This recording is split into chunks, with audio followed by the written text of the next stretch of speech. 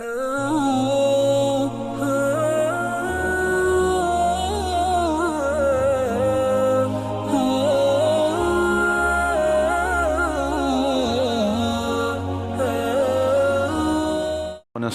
ونستغفره ونؤمن به ونتوكل عليه ونعوذ بالله من شرور أنفسنا ومن سيئات أعمالنا من يهده الله فلا مضل له ومن يضلله فلا هادي له ونشهد أن لا إله إلا الله وحده لا شريك له ونشهد أن سيدنا ومولانا محمدا عبده ورسوله أما بعد فأعوذ بالله من الشيطان الرجيم بسم الله الرحمن الرحيم إن الله يأمركم أن تؤدوا الأمانات إلى أهلها وعن أنس رضي الله تعالى عنه قال قلما خاطبنا رسول الله صلى الله عليه وسلم إلا قال لا إيمان لمن لا أمانة له ولا دين لمن لا عهد له أو كما قال عليه الصلاة والسلام صدق الله العظيم وصدق رسوله النبي الكريم ونحن على ذلك لمن الشاهدين والشاكرين والحمد لله رب العالمين اللهم صل على سيدنا ومولانا محمد وعلى آله وأصحابه كما تحب وترضى عدد ما تحب وترضى اللهم صل على سيدنا ومولانا محمد وعلى آله وأصحابه كما تحب وترضى عدد ما تحب وترضى اللهم صل على سيدنا ومولانا محمد وعلى آله وأصحابه كما تحب وترضى عدد ما تحب وترضى قابل احترام بھائی اور بزرگوں، قرآن مجید کی جو آیت مبارکہ تلاوت کی، اس میں اللہ رب العزت فرماتے ہیں کہ اللہ تعالیٰ تمہیں حکم دیتے ہیں کہ تم امانتوں کو ان کے اہل کے سپرد کرو، ان کے حقداروں کے سپرد کرو۔ اور جو روایت آپ کے سامنے پڑھی، اس میں حضرت انس رضی اللہ تعالیٰ عنہ فرماتے ہیں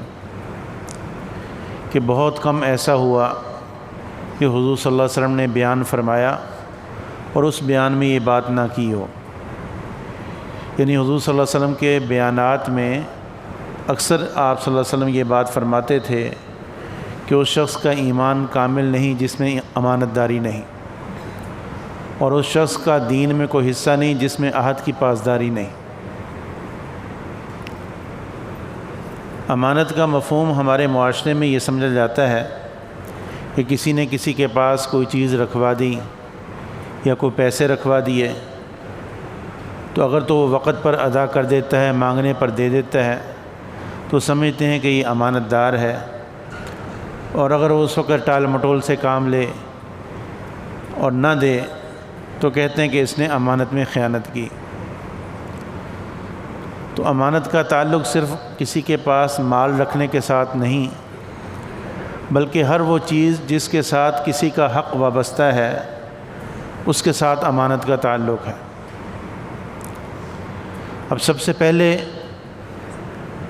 خود یہ ہمارا بدن بھی جو اللہ تعالیٰ نے ہمیں عطا فرمایا ہے، یہ ہمارے پاس امانت ہے، اور امانت میں یہ بات پیش نظر رکھی جاتی ہے کہ جس نے چیز دی ہے اس کی منشا کے مطابق اس کو استعمال کیا جائے تو امانت رکھنے والا خوش ہوتا ہے، اور اگر اس منشا کے خلاف استعمال کیا جائے تو وہ ناراض بھی ہوتا ہے اور جلدی وہ چیز واپس لے لیا کرتا ہے۔ جیسے مثال کے طور پر آپ گاڑی کرائے پر لیتے ہیں، تو اب گاڑی وہ آپ کے پاس امانت ہے، اب آپ اس میں کسی قسم کا تصرف نہیں کر سکتے کہ آپ اس کا رنگ بدلا دیں یا اس میں کوئی چیز وہاں سے اس کا پرزہ بدل دیں۔ اگر آپ ایسے کریں گے تو جس نے گاڑی دی ہے تو فوراً اس پر ناراضگی کا اظہار کرے گا اور الٹا اس سے آپ پہ جرمانہ عائد کرے گا۔ یا ہم کسی سے مکان کرائے پر لیتے ہیں، اگر تو مکان کی دیکھ بھال صحیح طرح کر رہے ہیں وہ ہمیں اس مکان میں ٹھہرائے رکھے گا، اور اگر مکان کی چیزوں کو توڑنا شروع کر دیا اور اینٹیں اکھیڑنی شروع کر دیں تو جو ہی اس کو پتہ چلے گا وہ ناراض بھی ہوگا اور جرمانہ بھی لے گا اور مکان بھی خالی کروائے گا۔ چاہے ہم جتنی منتیں کرتے رہیں کہ ہمیں 1 مہینے کا ٹائم دے دو، وہ کہے گا کہ نہیں، میں نے تو تمہارا انسان سمجھا تھا اور تم نے کیا کام شروع کر دیا۔ یہ تو ایک مثال ہے۔ تو اسی طریقے سے اللہ تعالیٰ نے یہ اعضاء ہمیں امانت دیے ہیں، یہ بدن ہمارے پاس امانت ہے۔ تو اللہ تعالیٰ نے ان اعضاء کے استعمال کا طریقہ بھی بتا دیا کہ کن موقعوں پر ان کو استعمال کرنا ہے اور کہاں کہاں سے اس کو روکنا ہے۔ اگر تو ہم اس استعمال کے مطابق ہم استعمال کریں گے جیسے اللہ کی منشا ہے، پھر اللہ تعالیٰ خوش بھی ہوں گے، اور جب اللہ اس امانت کو ہم سے دنیا سے واپس لیں گے تو پھر ہمیں اللہ تعالیٰ یہ امانت کئی گنا بڑھا کر واپس کریں گے۔ اب مثال کے طور پر اللہ تعالیٰ نے یہ آنکھیں دیں کہ ان آنکھوں کے ساتھ اللہ نے تمام چیزوں کو دیکھنا، اکثر چیزوں کو دیکھنا حلال قرار دیا، صرف غیر محرم عورت کو نہیں دیکھنا، کسی کے سطر پر نگاہ نہیں ڈالنی، چند چیزیں ہیں جن کو دیکھنا حرام قرار دیا۔ اب جو آدمی ان آنکھوں کی صحیح طریقے سے استعمال کرے گا تو قیامت کے دن اللہ رب العزت اس کو ان آنکھوں ایسی آنکھیں عطا فرمائیں گے جو آنکھیں اللہ کے دیدار کے قابل ہوں، جن سے اللہ کا دیدار ہوگا، انبیاء علیہ السلام کا دیدار ہوگا۔ اور اگر خدا نخواستہ ان آنکھوں سے بد نظری کرتا رہا، غیر محرم عورتوں کو دیکھتا رہا، اور اسی طریقے سے جن چیزوں کے دیکھنے سے اللہ نے منع کیا ہے ان کو دیکھتا رہا، پھر قیامت کے دن انہی آنکھوں میں وہ جو ہے لوہے کی گرم سلاخیں پھیری جائیں گی، بلکہ اول تو بینائی چھین لی جائے گی، نابینا اٹھایا جائے گا۔ قیامت کے دن جو اللہ کے نافرمان ہوں گے، جنہوں نے اللہ کے حقوق کو ادا نہیں کیا، ان کو نابینا اٹھایا جائے گا۔ وہ قیامت کے دن اللہ سے کہے گا رب لم حشرتنی اعمی وقد کنت بصیرا، اے اللہ مجھے نابینا کیوں اٹھایا، دنیا میں تو میری آنکھیں تھیں۔ اللہ تعالیٰ فرمائیں گے کہ میری آیات تمہارے پاس آئی تھیں، میرے احکام تمہارے پاس آئے تھے، تو نے ان کو بھلا دیا تھا، تو اس لیے تم نے ان کے مطابق عمل نہیں کیا، اس لیے تمہیں نابینا اٹھایا۔ اسی طریقے سے اللہ نے یہ کان دیے ہیں کہ ان سے ہر جائز بات سن سکتے ہو، لیکن بس گانا بجانا نہیں سننا، غیبت نہیں سننی۔ اب اگر کوئی آدمی اس کو صحیح طریقے سے اس کانوں کی نعمت کو استعمال کرے گا تو پھر قیامت کے دن اللہ رب العزت اپنی آواز میں اس کو سورہ یاسین سنائیں گے، یہ انعام اس کو ملے گا۔ یعنی ایسی خوبصورت آواز ہوگی کہ ایسی آواز کبھی نہیں سنی۔ اور اگر خدا نخواستہ ان کانوں کو سے گانے سنتا رہا یا غیبتوں میں ان کانوں کو مشغول رکھا، سنتا رہا اور توبہ نہ کی، ایسے ہی دنیا سے چلا گیا، تو پھر ان کانوں میں سیسا پگھلا کر ڈالا جائے گا۔ اللہ تعالیٰ نے یہ زبان دی تھی کہ اس سے حق بات کرو، نیکی کی دعوت دو، اور جو ہے اچھے کلمات ان سے نکالو۔ اگر تو اس طرح کے ان چیزوں کے مطابق استعمال کیا تو اللہ تعالیٰ اس زبان کو جنت کے کھانے کھلائیں گے، اور ایسے کھانے ہوں گے کہ ان میں سے ہر چیز کا ذائقہ دوسرے سے منفرد ہوگا۔ اور اگر خدا نخواستہ اس زبان سے اللہ کی نافرمانی کے کلمات، گالی گلوچ استعمال کرتا رہا، جھوٹ بولتا رہا، اور اسی طریقے سے لوگوں کی عزتوں پر اس زبان کو دراز کرتا رہا، تو پھر اس زبان کو لوہے کی کینچیوں سے کاٹا جائے گا۔ اور اسی طریقے سے اللہ تعالیٰ نے انسان کو اختیار دیا حلال طریقے سے کھائے، اور تلقین کی کہ مال حرام سے اپنے آپ کو بچائے۔ تو جس آدمی نے اپنے آپ کو مال حرام سے بچایا، اللہ رب العزت جنت کی نعمتوں سے اس کی ضیافت فرمائیں گے۔ اور جس آدمی نے دنیا میں اس کی پرواہ نہ کی، بس اس کو یہی فکر تھی کہ میرا مال بڑھنا چاہیے، میری جائیداد بڑھنی چاہیے، چاہے کسی کی حق تلفی کر کے ہو، چاہے رشوت لے کر ہو، چاہے سود پہ رقم دے کر ہو، تو پھر اس کو اللہ تعالیٰ نے جو اس کا کھانا کھلانا ہے وہ فرمایا کہ ان شجرۃ الزقوم طعام الاثیم، کیسے کانٹے دار وہ کڑوے درخت کا پھل وہ اس کو کھانے کے طور پر دیا جائے گا، اور بھوک اتنی ہوگی کہ اب اس کو نگلنا چاہے گا، نگلا نہیں جائے گا، پھر پانی مانگے گا تو پانی کیا دیا جائے گا؟ پانی کے متعلق آتا کہ جہنمیوں کے پیپ اور ان کا لہو اس کو جمع کر کے کھولتا، گرم، اتنا گرم کہ جو ہی وہ اس کو منہ میں ڈالنے کی کوشش کرے گا تو اوپر والا ہونٹ سوج کر جو ہے وہ سر تک پہنچ جائے گا اور نیچے والا پیٹ تک لٹک جائے گا، اور اگر اس کا اندر ایک گھونٹ پیے گا تو پھر انتڑیاں ساری کی ساری پخانے کے راستے نکل جائیں گی۔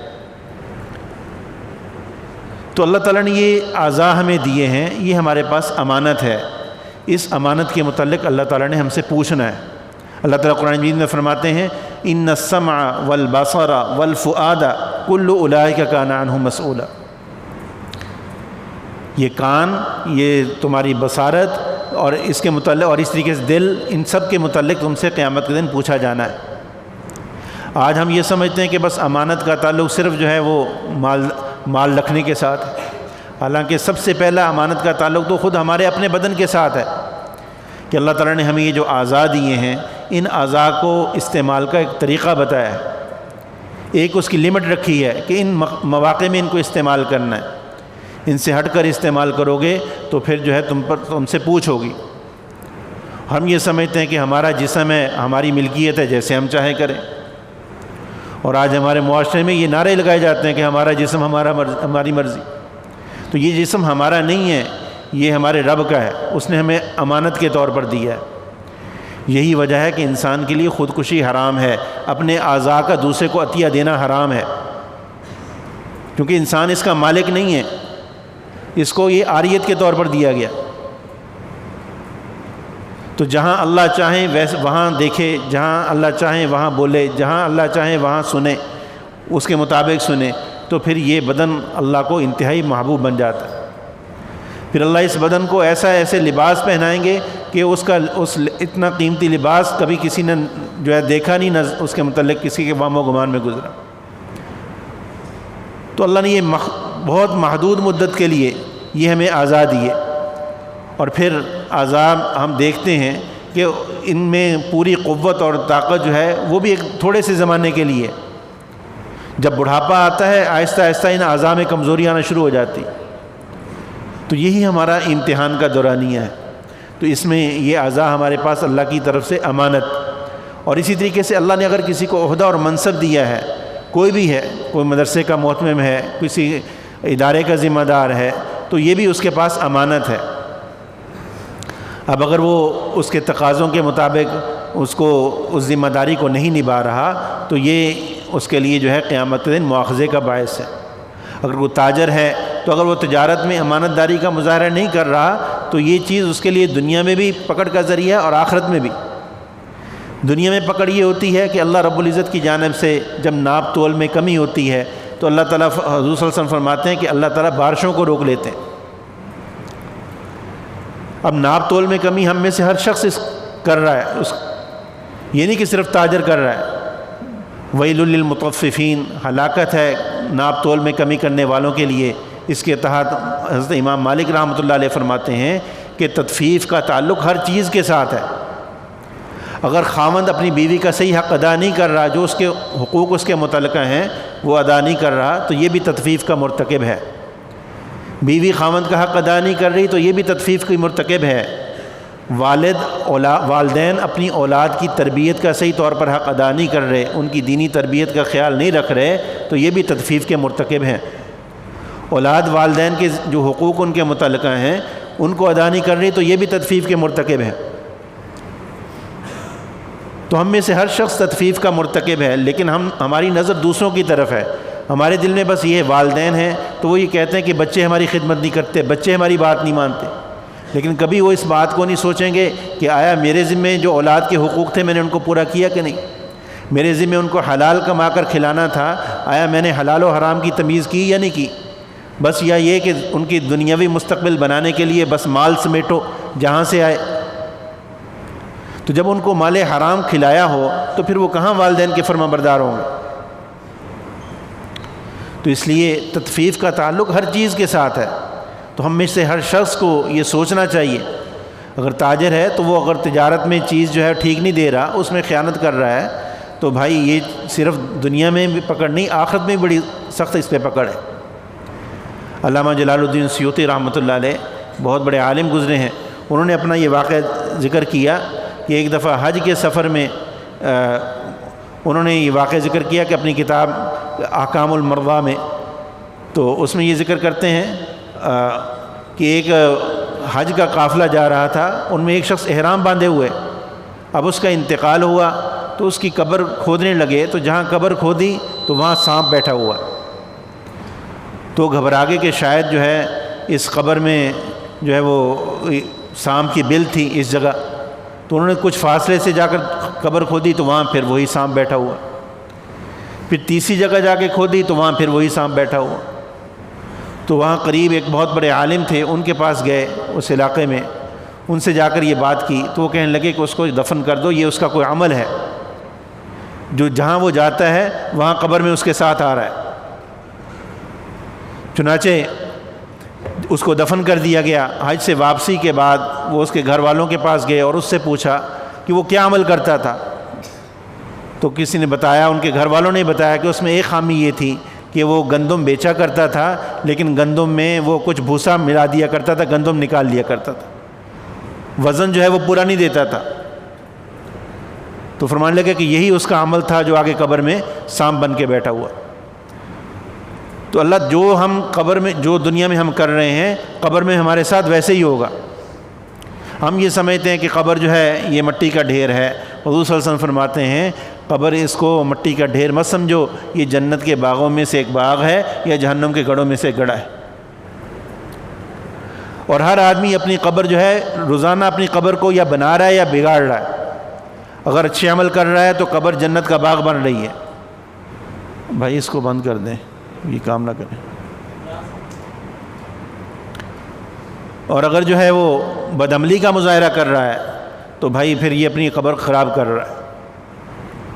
تو حضور صلی اللہ علیہ وسلم نے ایمان کی تکمیل کی اس بات کو علامت قرار دیا کہ انسان کے دل میں یہ امانت کا احساس ہو کہ میرے ذمے جو جو حقوق ہیں میں ان کو ادا کروں۔ بلکہ ایک روایت میں یہ بھی آتا ہے کہ آپ صلی اللہ علیہ وسلم نے اللہ اور اللہ کے رسول کے ہاں محبوبیت کا معیار اس بات کو قرار دیا۔ ایک دفعہ حضور صلی اللہ علیہ وسلم وضو فرمانے لگے تو صحابہ کرام رضوان اللہ علیہم اجمعین آپ کے جو مستعمل پانی تھا اس کو لینے کے لیے ایک دوسرے سے آگے بڑھنے لگے، اور آپس میں جو ہے وہ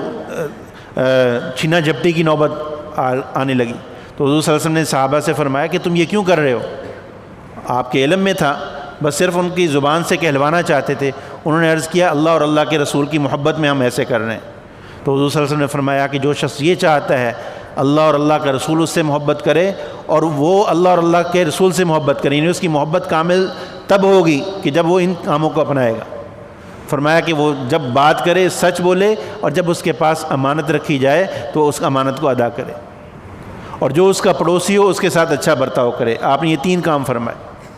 تو گویا کہ اس کو ایمان کی اور اللہ کے نبی صلی اللہ علیہ وسلم کی محبوبیت کا اس کو معیار قرار دیا کہ جو آدمی اس معیار پر پورا اترے گا وہ اللہ اور اللہ کے رسول کا محبوب ہے، اور صحیح معنی میں وہی اللہ اور اللہ کے رسول سے محبت کرنے والا ہے۔ تو اس لیے بھائی ہم اپنا محاسبہ کریں کہ اللہ تعالیٰ نے ہمیں جو، پہلے تو اپنی ذات کے متعلق محاسبہ کریں، اللہ نے آنکھیں دی ہیں تو آیا یہ حرام چیزوں کو تو نہیں دیکھتی، غیر محرم پر نظر تو نہیں ڈالتی؟ اگر ایسا کرتے ہیں تو بھائی اللہ سے توبہ کریں، معافی مانگیں، اور بقیہ زندگی جو ہے ان آنکھوں کی حفاظت کریں، پھر اللہ تعالیٰ کی یہ دیدار کے قابل ہوں گی۔ اور اگر خدا نہ خواستہ اسی طریقے سے بدنظری کرتے رہے، غیر محرم عورتوں کو موبائل پر اور اس طریقے سے اسکرین پر دیکھتے رہے، تو پھر قیامت کے دن یہ آنکھیں اللہ کے دیدار سے محروم رہیں گی۔ اور اسی طریقے سے بقیہ اعضاء، ان کے متعلق دیکھیں کہ اللہ کی نافرمانی تو نہیں ان سے سرزد ہو رہی، اگر نافرمانی سرزد ہوتی ہے تو توبہ کریں، زندگی کا کوئی پتہ نہیں بھائی۔ اچھا بھلا آدمی ہوتا ہے، اچانک موت آ جاتی ہے، لوگ سوچتے ہیں کہ بھائی ابھی تو اچھا بھلا پھر رہا تھا، تو ایک دن ہمارے ساتھ بھی ایسا ہونا ہے، تو ہم اللہ کو راضی کر کے جائیں گے تو پھر اللہ تعالیٰ کی نعمتیں ہمارے آگے استقبال کے لیے تیار ہوں گی۔ اور اگر خدا نہ خواستہ اپنی مرضی کے مطابق زندگی گزاری تو بھائی پھر آگے ایسا نقصان ہے جس نقصان کی تلافی نہیں ہو سکتی۔ اللہ سے دعا ہے اللہ تعالیٰ ہمیں عمل کی توفیق نصیب فرمائے۔ وآخر دعوانا الحمدللہ۔